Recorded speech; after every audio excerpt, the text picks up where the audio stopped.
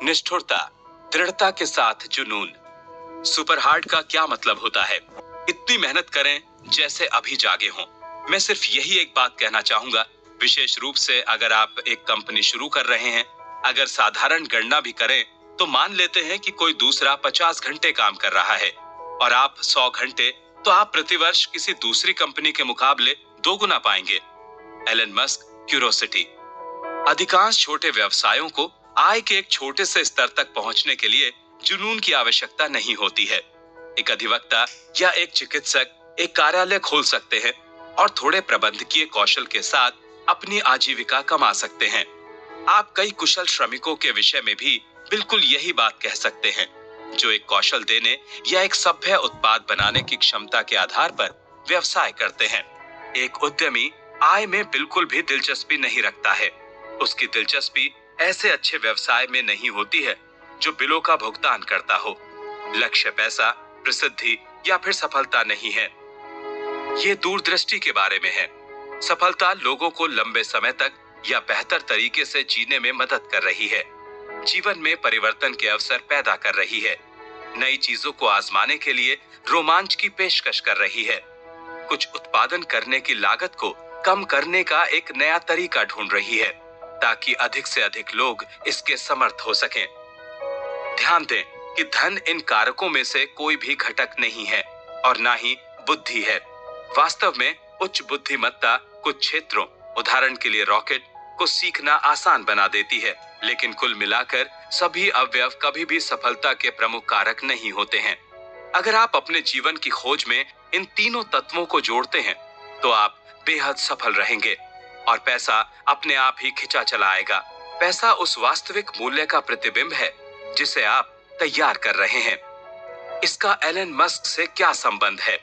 वे जब 2001 में पहली बार मेरे पास आए थे, तब उन्हें रॉकेट या फिर अंतरिक्ष की खोज के बारे में कुछ भी मालूम नहीं था, लेकिन वे उसे लेकर बेहद जोश में थे।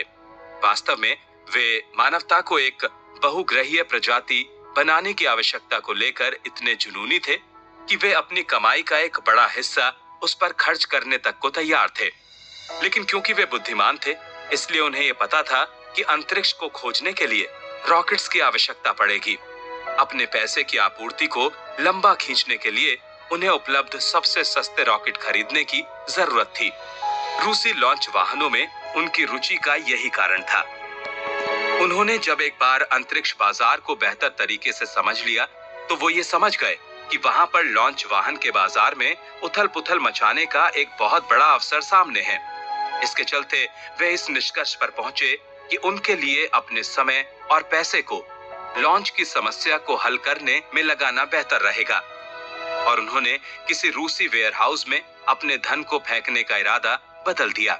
स्पेसएक्स का जन्म तब हुआ जब एलन जॉन ग्रेवी मेरी नई कंपनी वेक्टर के सह संस्थापक से मिले, जो उस समय अपने गैराज में एक परिपक्व तरल प्रक्षेपण वाहनों का निर्माण कर रहे थे।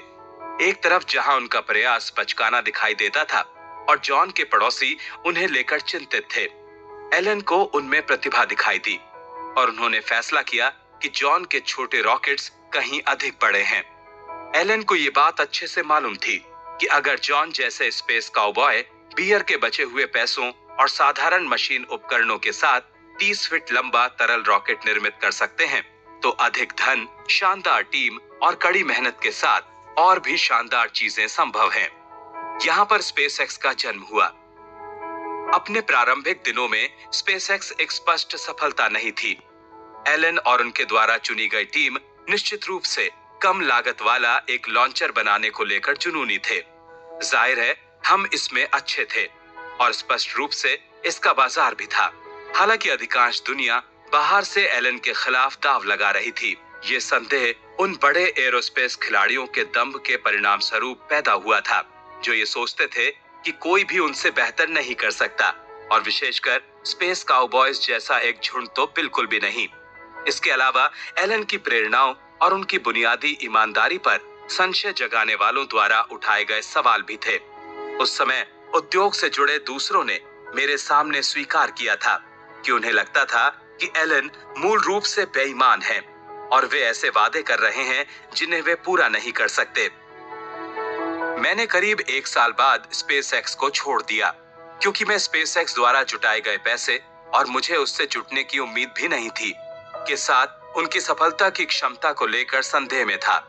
इसके अलावा मैं मंगल पर उपनिवेश स्थापित करने के मस्क के जुनून को भी साझा नहीं कर पा रहा था, क्योंकि मुझे ये एक मूर्खतापूर्ण काम लगता था जिसे मेरे जीवन काल में पाना असंभव था। मैं दोनों ही मायनों में गलत साबित हुआ। अंततः एलन सफल हुए, और ऐसा सिर्फ इसलिए हुआ क्योंकि उन्होंने खुद को कभी भी हारा हुआ माना ही नहीं। उन्होंने कभी हार नहीं मानी। वे आगे बढ़ते रहे। उन्हें पता था कि उनके पास तीनों अवयव मौजूद हैं, और जब भी उन्हें किसी रुकावट या विफलता का सामना करना पड़ा, दांव लगाना जारी रखा। ये मुझे उस चीज की ओर ले जाता है जो मेरे ख्याल से सफलता के लिए सबसे महत्वपूर्ण व्यक्तिगत विशेषता है। ये बुद्धिमत्ता नहीं है, ये पढ़ा लिखा होना भी नहीं है, ये अनुभव भी नहीं है, ये सिर्फ कभी हार ना मानने का दृढ़ संकल्प है। इन पंक्तियों के साथ मेरे पसंदीदा उद्धरणों में से एक रेसिंग द रेन पुस्तक के लेखक गार्थ स्टीन का है। एक विजेता, एक चैंपियन अपने भाग्य को स्वीकार करेगा। वो अपने पहियों के कीचड़ में धंसने के बावजूद जारी रहेगा। वो अपने लक्ष्य की सीध में चलने की पूरी कोशिश करेगा और खुद को रास्ते पर ले आएगा जैसे ही उसे ऐसा करना सुरक्षित लगेगा। हाँ, वो इस दौड़ में कुछ स्थान जरूर हार जाता है। हाँ, वो एक प्रतिकूल परिस्थिति में है, लेकिन वो एक विजेता, एक चैंपियन है, और वो अपने भाग्य को स्वीकार करेगा। वो अभी भी जीवित है। जिम कैंट्रेल, 20 सितंबर 2018 को कोरा के उत्तर में। 2016 में मस्क को अपनी अन्य सफलताओं और इतनी सारी परेशानियों के बाद किसी अन्य कंपनी, उत्पाद या फिर उद्यम की आवश्यकता नहीं थी, लेकिन वो फ्रीवे सिस्टम को भूमिगत करने की संभावना को लेकर जुनूनी हो गए। वो जानते थे कि वो इस काम को कर सकते हैं। उन्होंने एक इस्तेमाल की हुई टनलिंग मशीन खरीदी और उसके साथ काम शुरू किया। एक बार लक्ष्य स्पष्ट होने के बाद उन्होंने हमारे शहरों को बेहतर बनाने के लिए मेयर्स और गवर्नर्स और यहाँ तक कि राष्ट्रपति से भी बात करनी शुरू की। क्या आप अपने उत्पाद को लेकर इतने अधिक जुनूनी हैं कि आप उनसे बात शुरू कर दें जिनका फायदा होगा? क्या आप 20 या फिर 30 लोगों द्वारा ठुकराए जाने के बाद भी उन लोगों को फोन करना जारी रखेंगे? हर कोई मस्क की अनवरतता के बारे में बात करता है।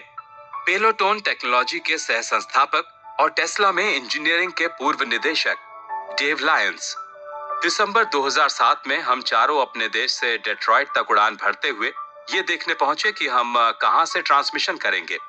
ये वो समय था जब वो अपनी पूरी सीमा तक काम कर रहा था और उसे अपनी तमाम चीजें संकट में दिख रही थी। मुझे उसका विवरण देना होगा, लेकिन ये था, मैंने अपना सारा धन और मित्रता इस पर खर्च कर दी है। इसे सफल होना ही होगा। इसे सफल करने के लिए जो भी संभव हो आपको करना ही होगा।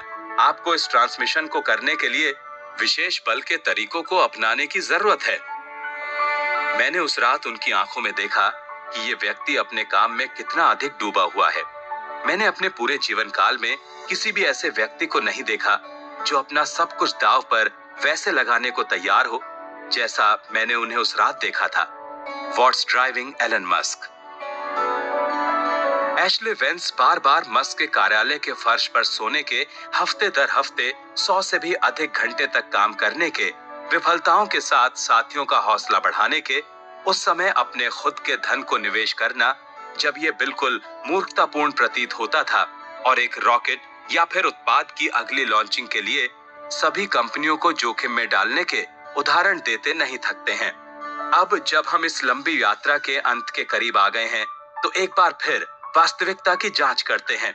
बहुत कम उद्यमी इतने अधिक अथक और निरंतर होते हैं, क्योंकि ऐसे बहुत कम लोग होते हैं जिनका लक्ष्य इसके परे होता है कि वे कितना पैसा अर्जित करने जा रहे हैं। जब किसी व्यवसाय का मालिक होने का कारण सिर्फ पैसा कमाना हो, तो आप जोखिम उठाने के बहुत कम इच्छुक होते हैं और अपने फायदों को बचाए रखने के प्रति अधिक जागरूक रहते हैं। हालांकि आपके पास अपने उद्यम से संबंधित लक्ष्यों का एक संयोजन हो सकता है। आप जो करते हैं उसके कई अलग अलग पहलू हो सकते हैं जो आपको जोखिम लेने और किसी और की तुलना में अधिक कठिन काम करने के लिए प्रेरित करते हैं, और उस सूची में एक निश्चित आय भी शामिल हो सकती है। तो ऐसे में एक बीच का रास्ता है। आप एलन मस्क की दृढ़ता और दिल से किए जाने वाले प्रयासों वाले दृष्टिकोण से ऐसा क्या सीख सकते हैं जो आपकी कंपनी के लिए काम करे? आप इसे दूसरों को कैसे सिखा सकते हैं? निश्चित रूप से उद्यमियों की एक ऐसी नस्ल भी है जो उत्पाद को उसकी उपार्जन क्षमता से कहीं अधिक विशेष अधिकार देते हैं। विषय किसी नए उत्पाद या फिर कंपनी को सफल होते हुए देखने जितना साधारण भी हो सकता है और मंगल पर उपनिवेश स्थापित करने जितना अलग सोच वाला भी हो सकता है। इस उद्यमियों के लिए निष्कर्ष जोखिम उठाने लायक है। पीछे रहने को विफलता के रूप में देखा जा सकता है और विफलता कोई विकल्प नहीं है, भले ही ये एक संभावित परिणाम हो। अगर आपको ये बात अजीब लगती है तो इसके बारे में गहराई से सोचें, क्योंकि यही एलन मस्क की पूरी कहानी का केंद्र बिंदु है और शायद आपकी कहानी का भी। किसी व्यवसाय को शुरू करना और उसे बढ़ाना उसके पीछे के लोगों के नवाचार, जज्बे और दृढ़ संकल्प के बारे में उतना ही है जितना उस उत्पाद जिसे वो बेच रहे हैं। Elon Musk Inc. हट बेहद महत्वपूर्ण है। तब तक हार नहीं माननी चाहिए जब तक कि आपको पीछे हट जाने के लिए मजबूर ना किया जाए। Elon Musk life hacks. मैं कभी भी हार नहीं मानता। ऐसा करने के लिए मुझे या तो मृत होना होगा या फिर पूरी तरह से अक्षम। Elon Musk quotes.